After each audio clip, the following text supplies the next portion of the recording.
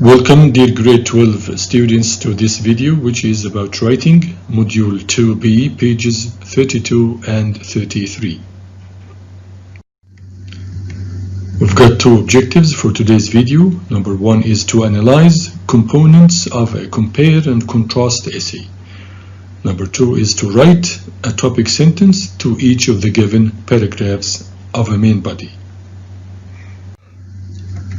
In exercise A, you are asked to discuss the differences between online learning and conventional learning. In other words, compare and contrast distance learning and on-site or traditional learning. You need to pause here and think of different aspects or points or central points of comparison between the two methods of learning. So please pause and take your time. Think of three ideas. Done? Okay, let's think of the difference between these two methods or styles of learning concerning flexibility, schedule, motivation, and self-discipline. Concerning flexibility, in online learning, you can learn at your own speed and pace, but you can't do it in conventional learning. You can stop the video here and repeat it 100 times, but you can't do this with a teacher. As for the schedule, you don't have to attend classes at specific time or place. But in traditional learning, you have to attend classes at specific time and place. As for motivation and self-discipline, in online learning, there is no one to check up on you. But in conventional learning, there is a teacher who follows and checks up on you. This is the writing task. Let's discuss it. Despite or in spite of the increased popularity of distance learning, despite the fact that distance learning has become very popular, there are people who still prefer a more traditional on-site learning experience. Then you are required to write an essay comparing and contrasting the two different learning experiences or approaches, and you are also required to use examples to support your arguments or your central points. Now, what type of essay is it? What genre is it? It's very obvious here. It's a compare and contrast essay. Now please, how about the target audience of this essay? They are the people who want to further, who want to develop their studies. Please read and underline the new words in this essay and try to guess the meaning of these words. Okay? We will elaborate on the new words during discussing the essay, but what I want you to do now is to skim, to have a quick look at the essay and try to recognize the organization of the essay. How does the writer organize his essay? How many paragraphs can you see over there? Pause, take your time, and also have a look at the introduction to know the composition of it, the components of this introduction. Okay, are you ready? There are indeed 5 paragraphs in this essay, 1 paragraph for the introduction, 3 paragraphs for the main body, and 1 paragraph for the conclusion. And concerning the introduction, generally you can start it with a general sentence to introduce the topic, and then you paraphrase or reword the writing task itself. You rewrite the task in your own words. And at the end of the introduction, you mention the 3 aspects, the 3 points, okay, you are going to write about during the whole essay. Now pause here for a while, for 4 or 5 minutes, read this introduction thoroughly and think of these questions. And then once you have finished, please follow. The first question reads, why has distance learning become a method of a choice for many people? Why have many people chosen distance learning? It's very clear right here, as more and more people gain access. So because they have access to the internet. Okay, distance learning has become the educational method of choice for many people. Still means but, there are those who are skeptical as in American English, which means doubtful, about this new trend in education and prefer a more traditional on-site or on-campus learning experience. With this in mind, it's useful to analyze the similarities and differences between online and on-site learning, especially with regard to the course content and organization, accessibility, and skills. Why are other people doubtful about it? Some people are doubtful because they prefer a more traditional one, right? And how about the three aspects the writer is going to write about? They are clear at the end of the introduction. They are course content and organization, accessibility, and skills. Please reread the writing task on page 32 and try to identify the paraphrase that the writer has done in this introduction by yourself. In paragraph 2, the writer introduces the central idea. Please pause for 3 or 4 minutes, read the paragraph, and think of answers to the 4 questions right here. Once you have finished, please follow. The question number 1 reads, how does the writer introduce the first aspect? Where is the first aspect or main idea? Exactly, it's here. Course content and organization. And the writer introduced it in what do we call the first sentence in every and each of them 3 main body paragraphs. We call it a topic sentence. Okay, how about the sentences that follow the topic sentence? They are called support sentences, and they are used to justify and expand on the central idea.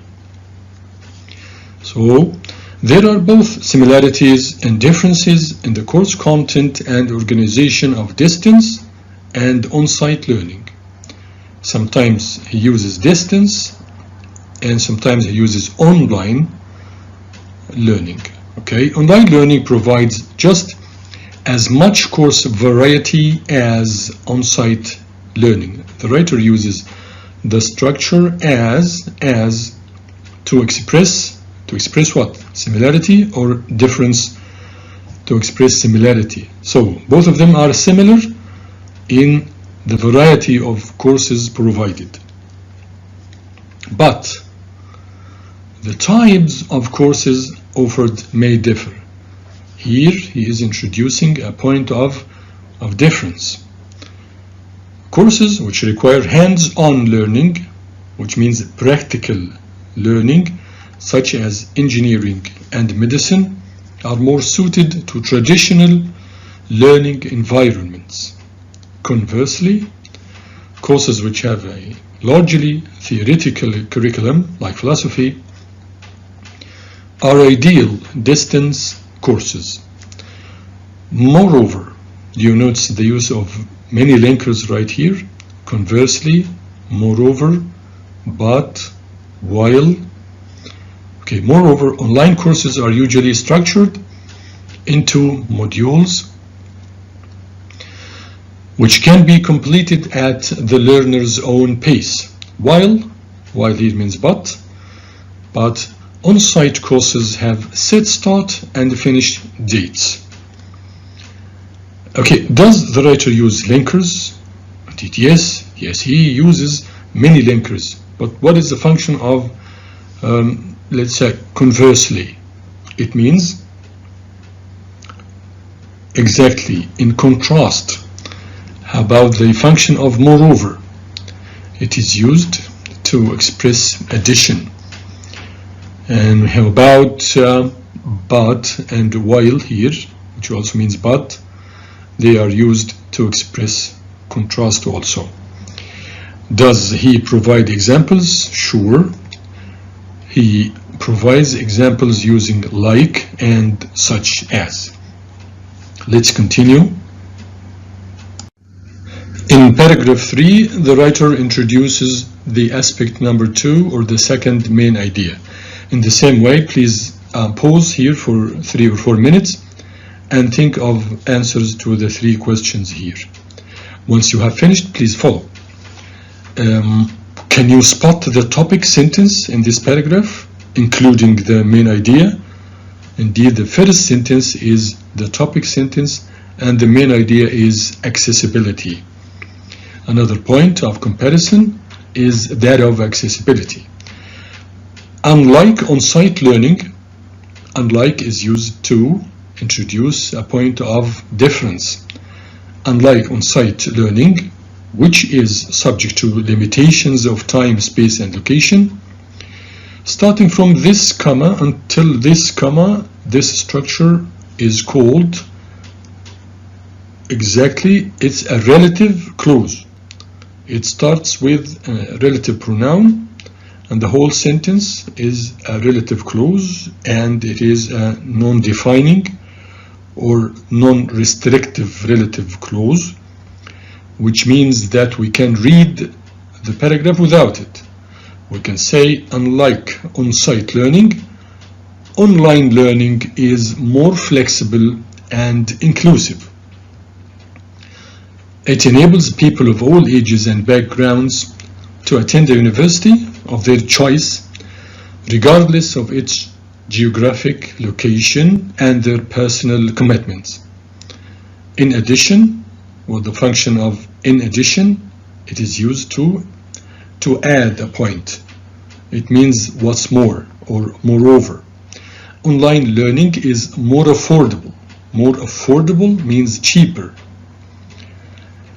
than on-site learning. On-site learning takes place on a campus with various facilities, although expresses contrast.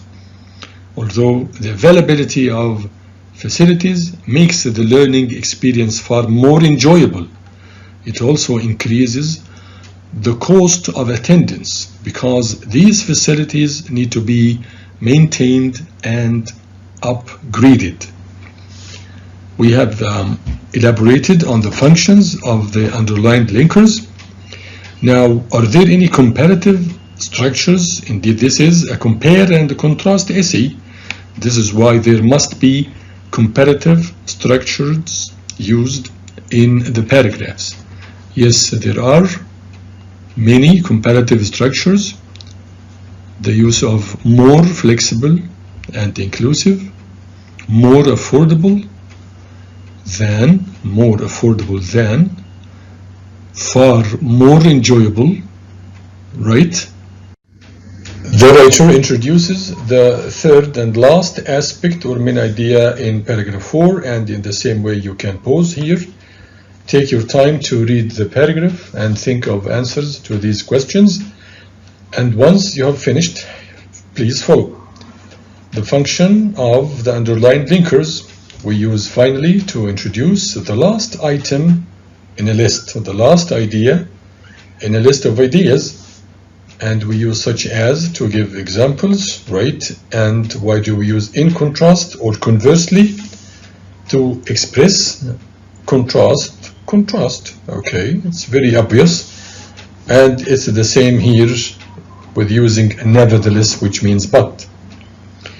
Okay, both online or distance learning and on-site classes help students develop unique skills. The central idea is skills, and the first sentence is called, I'm sure you know it, topic sentence, right?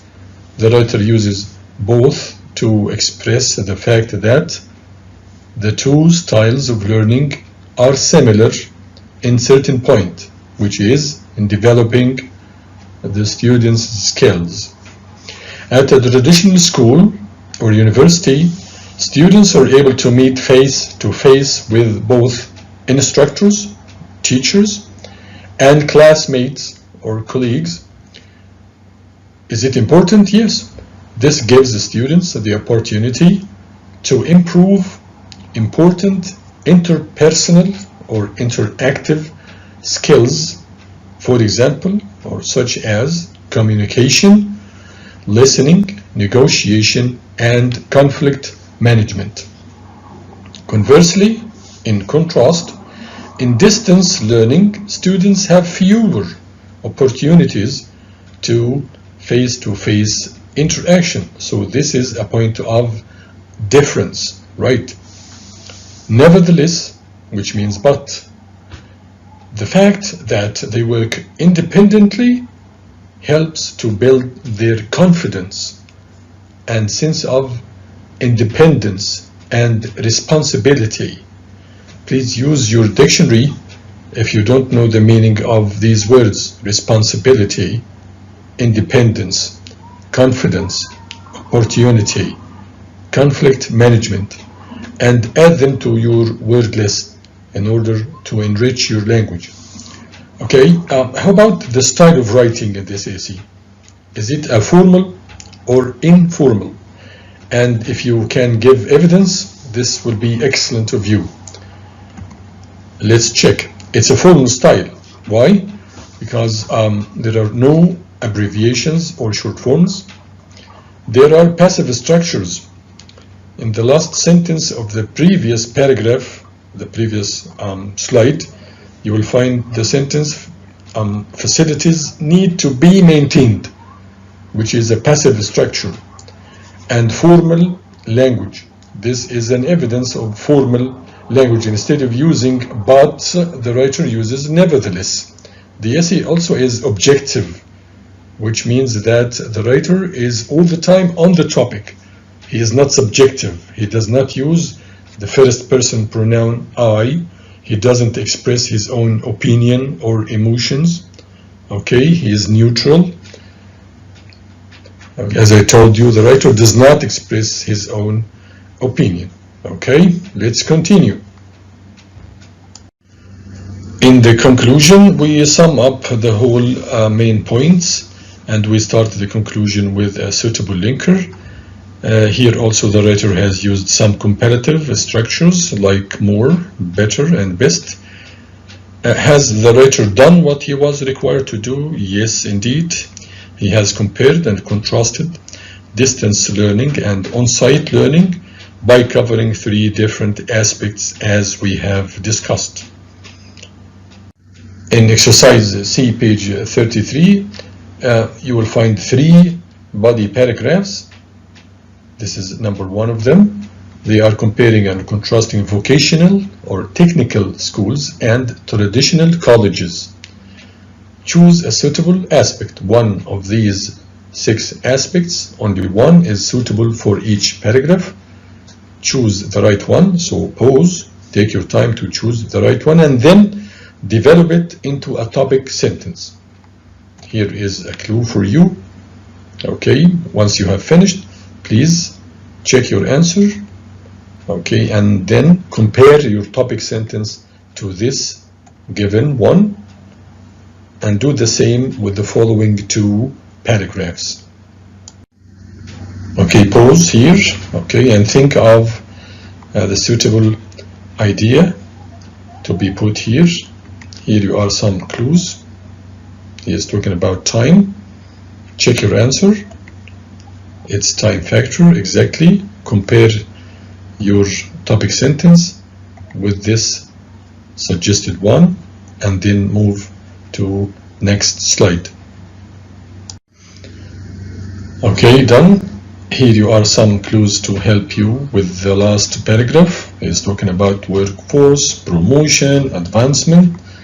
So the main idea is career development, right?